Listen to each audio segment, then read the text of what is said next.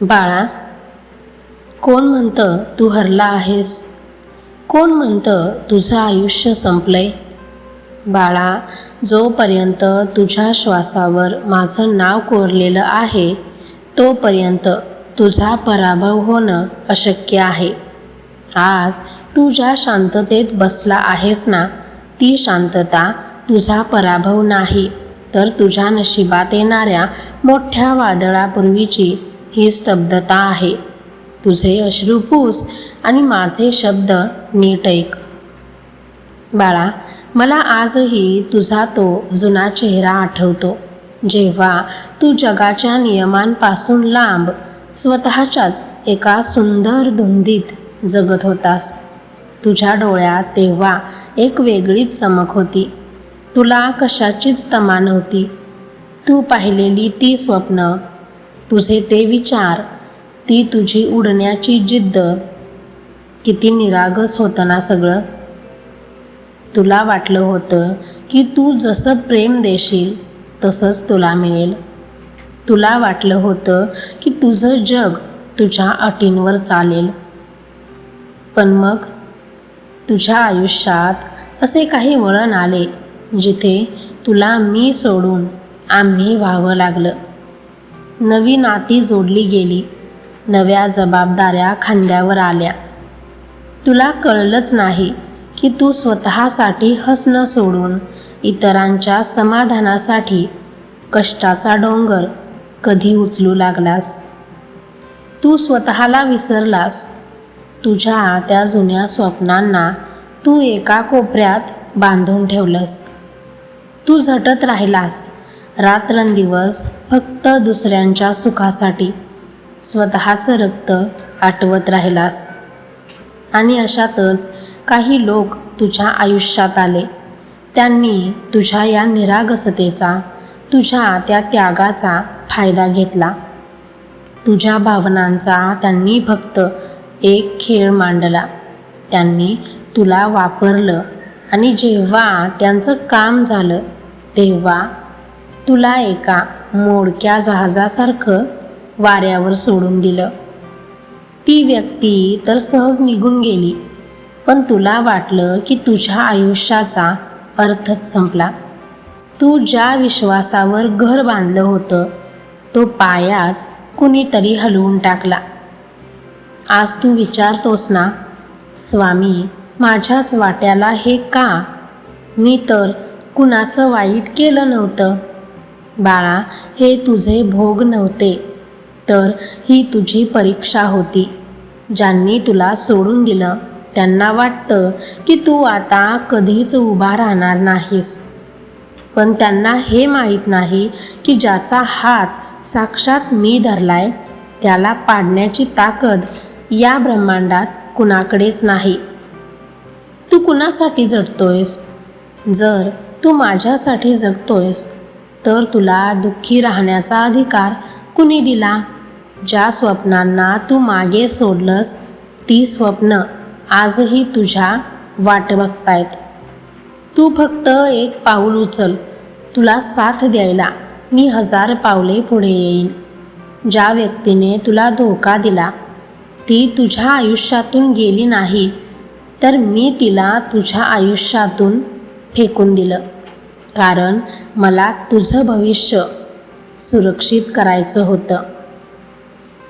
बाळा, आता वेळ आली आहे तुझे डोळे पुसून पुन्हा एकदा जगासमोर ताठ मानेने उभं राहण्याची. तू विचार करतोयस ना की ज्यांनी तुझा विश्वास तोडला, ज्यांनी तुझ्या भावनांचा बाजार मांडला, त्यांचं काय होईल? त्या काळजीत तू तुझा आजचा दिवस का वाया घालवतोयस? नीट ऐक. ज्यांनी तुला दुःख दिलं त्यांच्या कर्माचा हिशोब करायला मी समर्थ आहे. तू तुझा न्याय माझ्या दरबारात सोडून दे. तुझा हा बाप कुणाचंही देणं ठेवत नाही. तुला मिळालेल्या प्रत्येक जखमेची परतफेड मी आनंदाने करीन. आणि ज्यांनी तुला रडवलंय त्यांना त्यांच्या चुकीची जाणीव करून देणं हे आता माझं काम आहे. तू फक्त शांत राहा. तुझी ही शांतता त्यांना सर्वात मोठं उत्तर असेल. तुला वाटतंय तुझी स्वप्न धुळीला मिळाली. नाही, ती स्वप्न मी माझ्या काळजात जपून ठेवली आहेत. तू फक्त परिस्थितीच्या ओझ्याखाली दबला आहेस, पण आता तू त्या ओझ्यातून मुक्त झाला आहेस. ज्या व्यक्तीने तुला धोका दिला, तिने तुला सोडलं नाही, तर तुझ्या नशिबातील एक मोठा अडथळा दूर झाला आहे. आता तुझं आकाश मोकळं आहे. आता तुझं क्षितिज खूप मोठं आहे. उठ आता, स्वतःला आरशात बघ. तुला तो चेहरा दिसतोय. तो थकलेला चेहरा तुझा नाही. तुझ्या आत एक चैतन्याचा झरा वाहत आहे. तू कुणाची तरी सावली बनून जगण्यासाठी जन्म घेतलेला नाहीस, तर तू स्वतःचा प्रकाश बनून चमकण्यासाठी आला आहेस.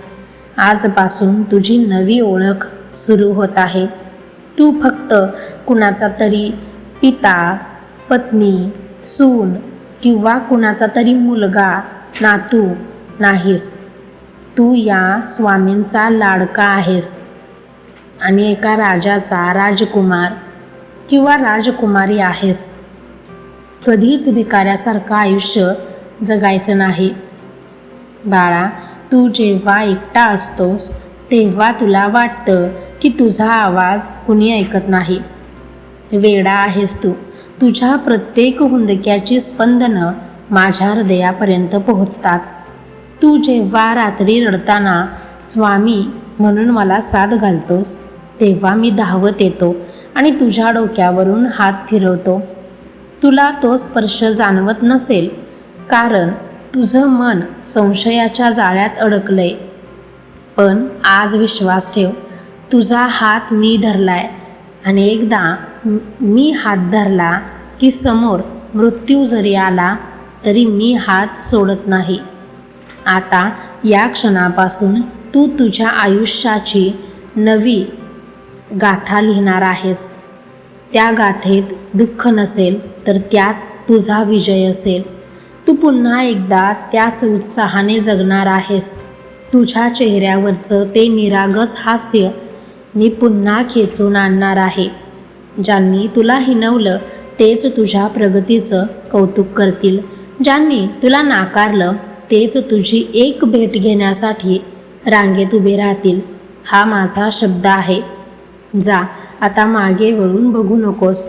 मागच्या वेदना, मागचा तो विश्वासघात, ते सगळं जळून खाक करून टाक. तू आता राखेतून जन्म घेणारा एक नवा पक्षी आहेस. तू आता भरारी घेणार आहेस. विश्वासाचा हात माझ्या हातात दे आणि निर्भय होऊन पुढे चाल.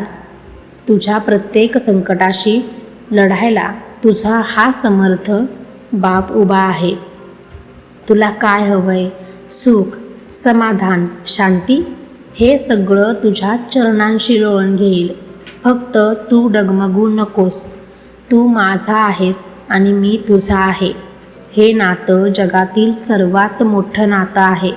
आता जगाच्या भावनेच्या खेळात तू खेळणं बनू नकोस, तर तू खेळाडू बनून तुझं आयुष्य जिंक. घाबरू नकोस, मी तुझ्या पाठीशी आहे.